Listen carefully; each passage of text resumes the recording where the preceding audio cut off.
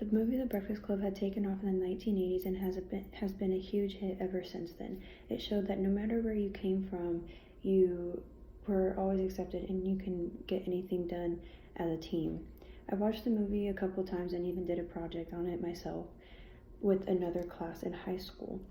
By listening to the speech, you will know where, no matter where you come from or what your reputation is, you can get everything done by coming together and working sufficiently. Each concept that I will be discussing relates to the Breakfast Club in some way, shape, or form. I will be talking about the concepts, types of groups and teams, problem-solving techniques and strategies, and the tension in managing conflict. First, I'll be talking about the background and the characters that were involved in the movie. The movie was made in 1985 and directed by John Hughes. The Breakfast Club holds a length of an hour and 37 minutes long, and it has a rated R. It is rated R because of the presence of marijuana and the amount of profanity being used. There was a total of 7 main characters, 5 of them being students. The students listed are John Bender, Brian Johnson, Allison Reynolds, Claire Standish, and Andrew Clark. Richard Vermont was the principal, and Carl was the janitor that played a little bit into the movie. He was kind of the person that the principal relied on. Secondly, I'll be talking about the types and groups of teams that the Breakfast Club falled into. They fall into being a small group because they influenced one another after they showed each other like their backgrounds and told everyone their personal stories. I feel like personally they grew into being a primary group because they grew into being a group of like a family, and as they were going and telling each other about their personal stories, they helped each other out with their needs and getting through some of their toughest times in their lives.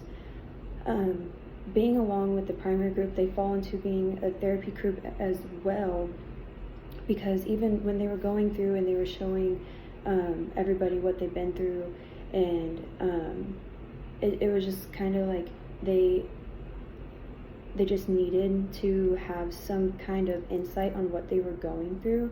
So everyone kind of took in that they were helping each other. They started off by insulting them, and those insults kind of played back in their heads, and they sat and realized that they took them as a lesson to better themselves as an individual and as a group as well.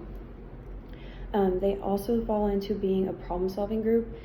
Everybody knows that the Breakfast Club is a group that goes through many problems, the principal being one of them. For example, they showed a scene that they were running through the hallways because they snuck out of the library, and they were trying not to get caught by the principal. They came together and realized that they needed to have this goal to defeat the principal and get back into the library without getting caught.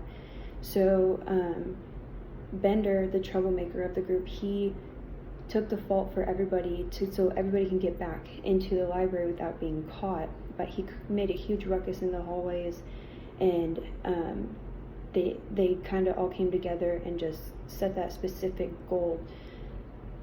And they also played a role in being a focus group, because at the beginning of the movie, the principal gave them a piece of paper and a pencil to write a no less than 1,000-word essay of discussing who they really think they are.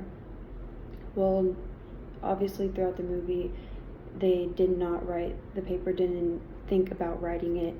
Brian, the one, he was kind of like an outsider, and he ended up finishing the essay. He did not write 1,000 words, but he did end the movie by saying that, by introducing of who they all realized they were.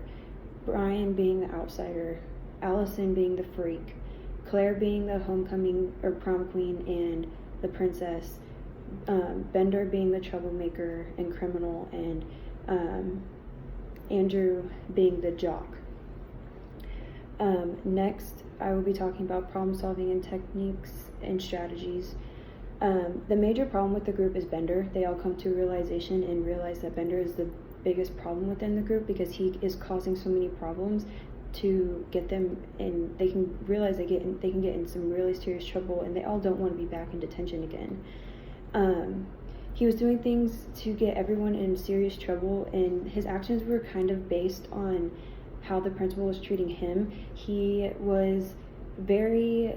principal was very aggressive towards him. He did not like him, and he pulled him to a side and put him in a separate room and locked him in there, and was having him, like, wanting Bender to punch him, and he was just very violent towards him. So he was making all those troubled decisions to get back at the principal.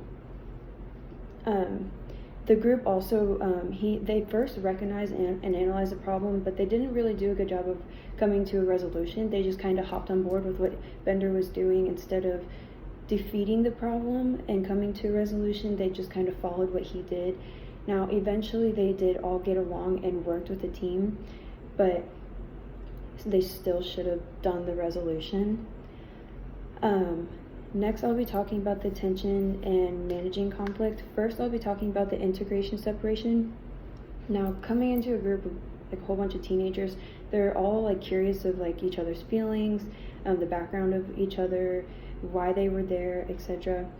The tension started to rise when they all started to get to know one another, and they started sharing each other's personal stories. They ended up knowing like all the bad things they did, of why they were in there, and they all came to a realization that they all relate on one thing, and that's their personal lives at home. We learned that Claire doesn't have very supportive or attentive parents. Bender and Allison didn't have anybody at all. They didn't have any family. Andrew was the jock, but he was so nice and friendly towards people, and everyone confided in him, and they shared more personal stories with him than anybody else because he was so confronting. But his dad during high school went on and on about how he didn't, like, he made problems throughout the high school, and he didn't get caught, and Andrew felt like he was disappointing him. They ended up leaving with the two couples. Andrew and Allison ended up being together, and Bender and Claire. Stability and change, the tension, they were really wanting to try new things. Bender brought in marijuana that he snuck in from his locker, and everyone just joined in because everyone was excited to try new things and the being unpredictable of the outcome. Claire and Allison come together, and they put things aside and come together as a team, and they Claire helps Allison out with her look because Allison is very dark, and Allison wanted to change her look, and Claire helped her with that. The expression and privacy, like I said, the tension is very intense, and no one knows anything about each other. As the movie goes on, they slowly end up opening up to each other, and as one person opens up to each other, the next person opens up to each other, and they just kind of go and feel more comfortable being around each other.